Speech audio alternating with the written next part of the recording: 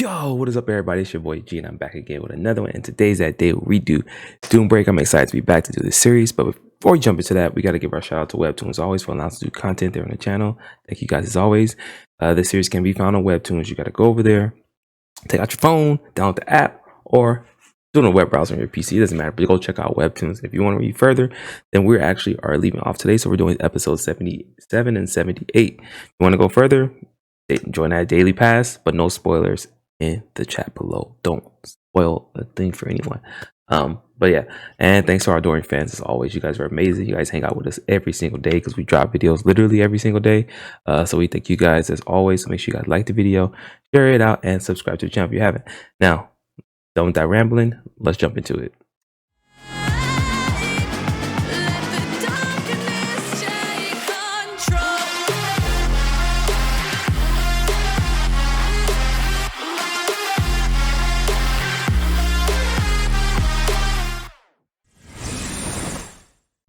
Alright fam, so we back. Let's do this. So we got the 10 great warriors of the continent. This honorable title originated with one particular night. The royal castle of Cayenne 5 years ago. Congratulations on your victory, Lord Lucas. You finally defeated the mercenary King Galladus. You don't look so sure about that. And not only with your excellent leadership, but in a one-on-one duel as well, I hear.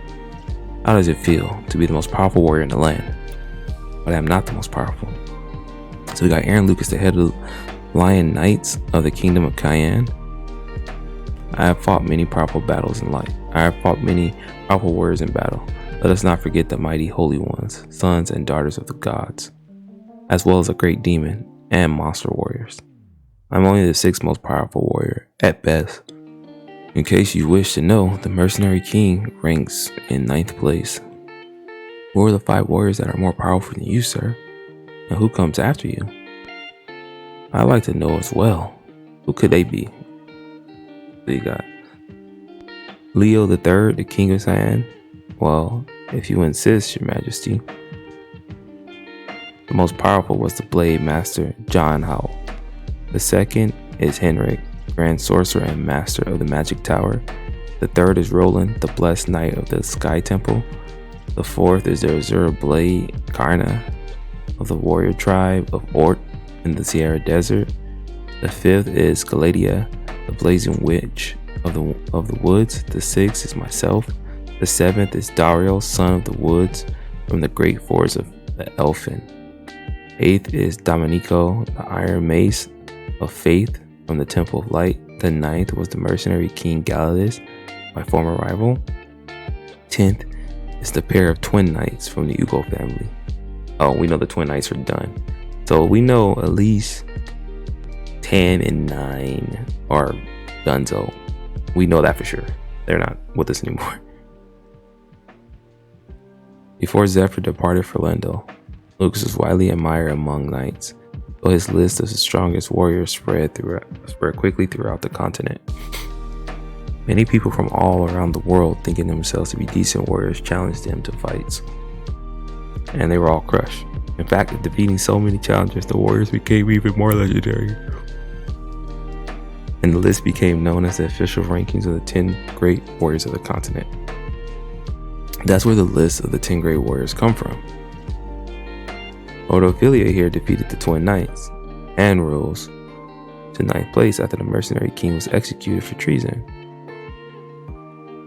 Since then, there haven't been any changes to the rankings for the last 2 years. 7 years ago, when a conflict arose on the outskirts of the forest, I remember fighting a very powerful human knight. I had no idea he was so famous. Can't believe I'm one of the 10 great warriors at that. Damn, he didn't even know. But he seemed weaker than Lord Zephyr. Are you sure this list isn't just a bunch of nonsense? Lord Ned isn't even on the list either. The list is 5 years old. I was still growing back then. Besides, we don't want to reveal too much about ourselves. The more eyes we have on us, the harder it is to act. Regardless of how the list may have begun, if you want your name on the list, you have to officially defeat one of the 10 great warriors. Or you need to present an item that belonged to one of them. That's the unspoken rule. That's why in my previous life, there was a great deal of chaos after Eridos appeared. He claimed to have received that sword from the master after the latter passed away. Upon hearing his words, all kind of fighters appeared to claim his title as one of the 10 great warriors. Around that time, Ned was also officially wanted for stealing the Black Dragon heart. So it's not difficult to imagine how chaotic the whole situation was. Though this person, who was almost a complete mystery to everyone, appeared with the sword of a legendary master and calls himself the Blade Master's last student. If his claim is true, then this is a truly urgent matter. John Howe is the greatest source of concern to the head of the Tartarus worshippers. If anyone could foil his plans, it would be John Howe. Blade Master Howe, also known as Sorceress Elba Laren. Long ago, she was referred to as the White Queen, and her true form is the White Dragon, Nemosia. She's the one who taught me ancient maiden magic. Yee. Okay, that's some important information. Dragon Disciple. This is the first time hearing of this. I was wondering how she learned that lost magic. Princess really does attract good fortune. John, isn't that a male name, or is that not the case for humans? There's a human sword technique known as the Zorao, so maybe the name is a distorted version of that, or she simply uses a fake name. But that's not the biggest surprise here. She just said she's a dragon disciple. The White Dragon. But I thought the Black Dragon killed the White Dragon 1,000 years ago. That's what I've read, at least. She wasn't killed, she was simply sealed off from the world. He releases a physical incarnation into the world and trains a disciple once every 100 years. The problem is that while my master's physical incarnation was teaching me, her period of activity in the outside world ended, and she returned to her main body 6 years ago. So, how could this person have been taught by the sword master for the last 6 years? Maybe he's lying? I know the answer, of course. He's not lying. Eridos really is a disciple of my master. I heard about him from Zephyr. But it would seem unnatural for me not to be suspicious of Eridos at this point in time. And some people here already know who taught me. The only one who knows the future are Zephyr and me and Ned. It's too risky to tell anyone else about the future. The best thing is to react as naturally as possible and lead the discussion to the necessary conclusion. The problem is the sword. This wouldn't be an issue if it were fate, but the sword is real, is it not? Requiem is a blade with special power. We mustn't let it fall into the hands of the head of the Tartarus worshippers. Why did he, of all people, have to win the marriage tournament? Indeed, with so many witnesses to the duel, I'm not sure how we'll be able to keep people quiet about it. Is there any possibility that the sword is a fake? If you ask me, the timing is very peculiar. Please continue, Lord Zephyr. Good, he started. Think of it from this perspective of the Tartarus worshippers. Their plan to steal the dragon heart failed, and they lost both Olden and the Twin Knights. This was a complete defeat for them. They even managed to get Matthias, the Holy One's friend, to join the Tartarus worshippers. So they had a direct source of information within the third parish itself. And yet someone ruined all their careful planning. Who might that have been? As we threw them some bait to make the Tartarus worshippers suspicious of each other, we've seen all that. There are traces of Olden's demon transformation, as well as the marks of something burnt by lightning. They also prove that someone used the Dragon King style martial arts. One of Jerane's disciples was definitely here. That's the bait. I found one of Perphone's deadly poisons. This shouldn't be here. The Jirain, the Holy One, and the Tarantula who joined the TARDIS worshippers 3 years ago have teamed up. Alright, for now, the focus of their suspicions will be directly at themselves. They took out Olin on purpose. How could they do something so foolish at a time when the future of our order is at stake? And whoever is suspected of treachery will be forced to look for the true culprit outside of the TARDIS worshippers in order to prove their innocence.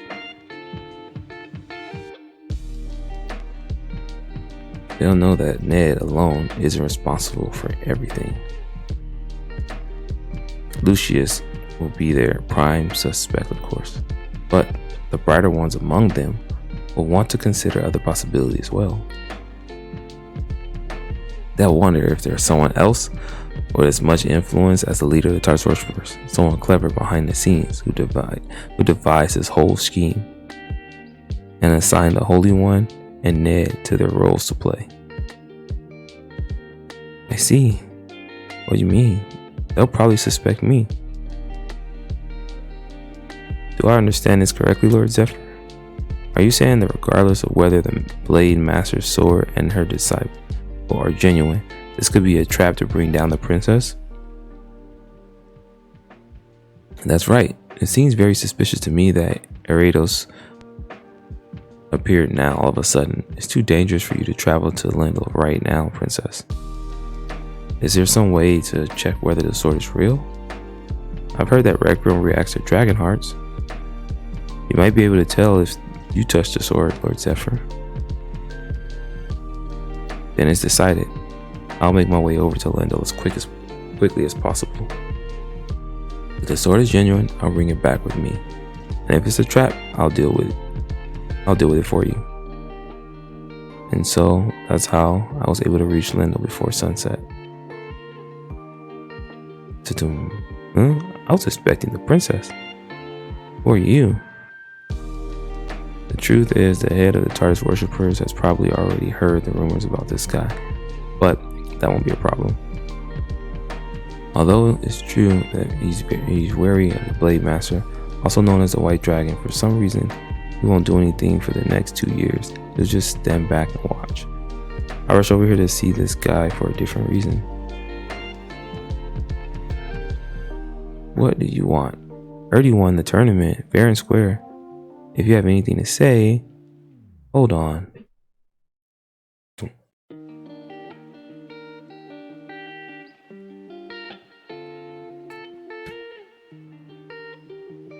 I'm so grateful to my master.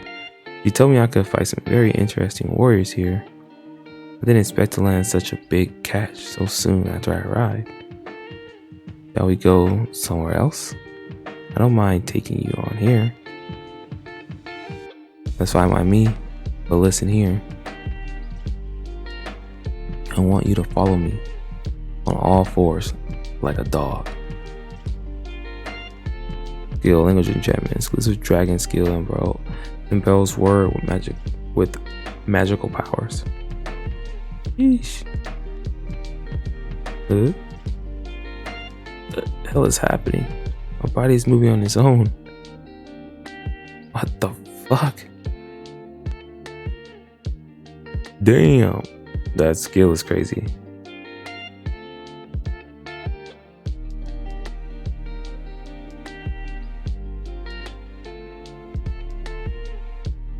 I don't know if I need to read that part, but let's go to 78. That's crazy. That's freaking wild. What should we do? He's been taken away.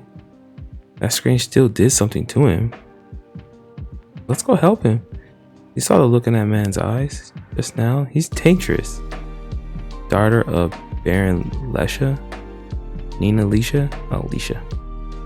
No. There's no need for that. Meow. Already could beat him without our help. All we need to do is stay out of the way. Meow. Remember when he first came to Lisha's fortress?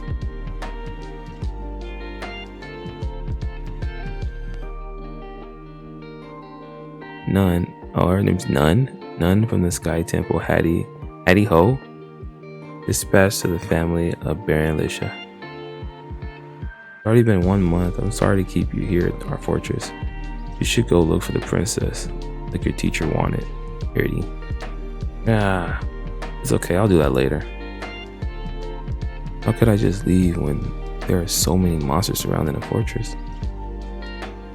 Of course I remember he saved Licious Fortress from that monster wave all by himself. He's a bit rough around the edges, but he has a good heart. The monster wave, an invasion of a large number of monsters. That's what I like about him. Looks like someone's blinded by love. Meow. Stronger monster appeared. He seemed to fight with even more enthusiasm without taking the breaks to eat or sleep. Finally, he charged alone into the lair of the boss monster responsible for the whole calamity and slaughtered the boss a week later. Actually, to be more precise, he lured the boss monster out of hiding and killed it after toying with it. He fought like a man possessed. I know he's a good person at heart, but it was terrifying to see him fight so wildly. Over the course of 6 months, he completely cleared 3 nearby territories of monsters. Thank you for defending our territory, Erdy. How can an 18-year-old be so powerful? I'd like you to marry my daughter. Alicia. I know your goal is to marry Princess Altair, but I'll make it worth your while. Alright, the princess. I completely forgot. I have to go, Baron. Take care. Wait, take my daughter with you. Wait for me, Erdy. Come on, Addie. Ow. That man is a fool who only cares about fighting. Meow. If you interrupt him in battle, he'll fly you like a rabid dog. I see. Then what should I do? I know. Let's follow him and watch in secret. Good idea, meow. Here's some water. Chill with a cooling spell.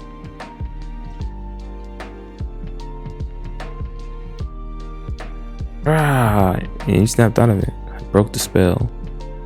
I don't think he broke it. He was like, Most nights would have taken at least 30 minutes to break even a simple language enchantment like crawl behind me on all fours. But he did it in 12 minutes. Having a powerful item clearly makes a big difference. You surprised me. I never expected a human being to use language enchantment, and I've missed this feeling. It reminds me of my master. Are you some kind of dragon minion? Or do you have a dragon heart? The Cradle of Earth.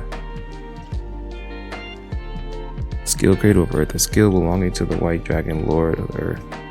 Allows you to hide an item in an underground inventory. Limited amount of use is permitted to the White Dragon's blessing. That's cool. I guess it doesn't matter either way. My master told me never to go easy on people like you. My name is Eridos. I'm a disciple of the Blade Master, John Ho.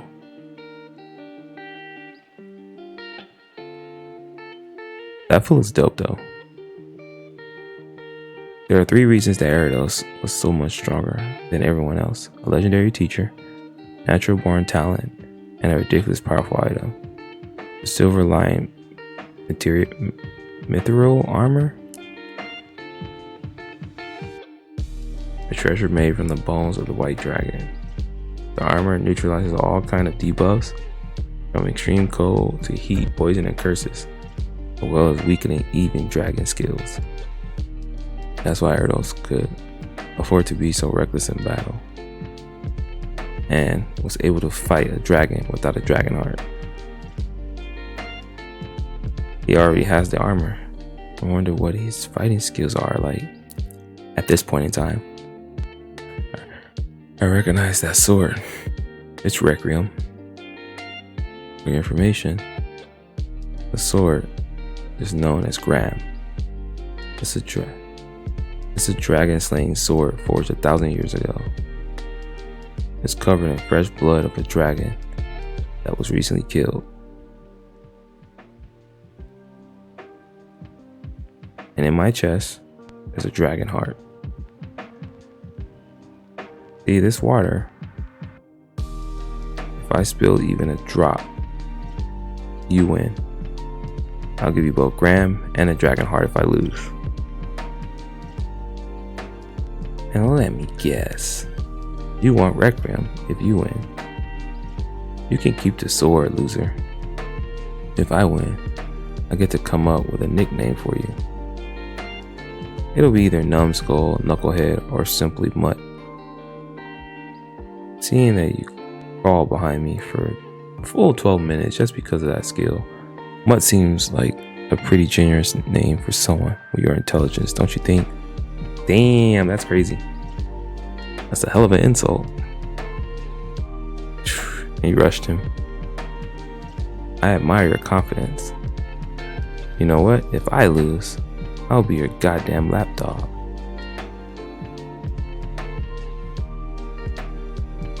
Yo, this clash is crazy.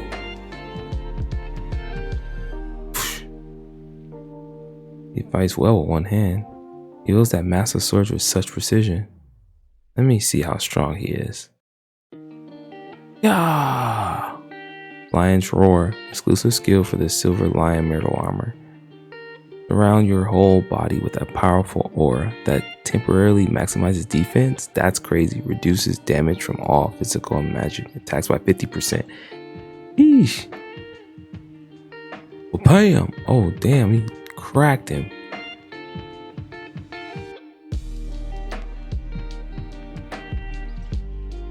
Boo!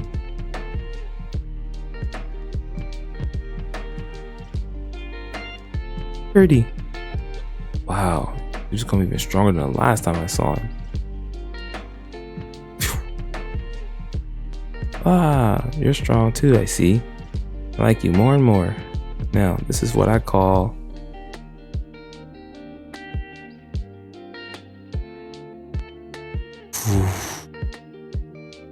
damn, he blocked that. That is sick. I'm gonna try to add that to the thumbnail somehow. A real fight.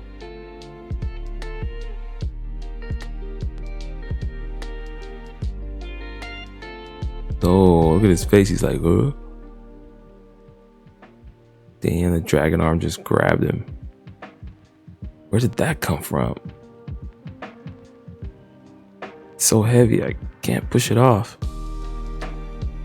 In fact, I can't even move. Like something is holding my whole body down. This Zephyr's crazy, dude. Zephyr's insane. Skill Dragon's Path draws the power of a dragon from an absorbed dragon heart and recreates the image of the dragon as it is in life.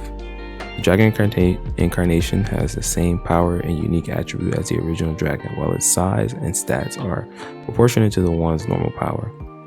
Current normal power is 23.1%. Current unique attribute, telekinesis for the blue dragon.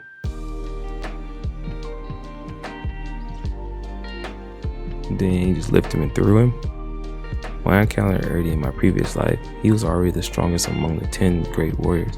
His talent and abilities alone made him my top priority recruit. That's why I wanted to test him like this, but he still has a long way to go. He isn't at the level I remember. He must have somehow gone through an explosive growth spurt later on. And I know exactly what that was. What a relief. DoomBreaker can't stay still for too long. If he had left Lenthil's fortress out of the boredom and ended up meeting her again, I wouldn't have been strong enough to bring him under control.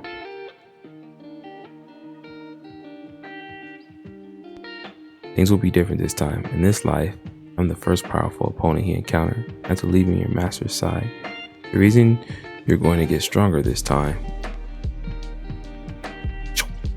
is because you'll be my sword. Looks like I won. Call me master from now on. Mutt.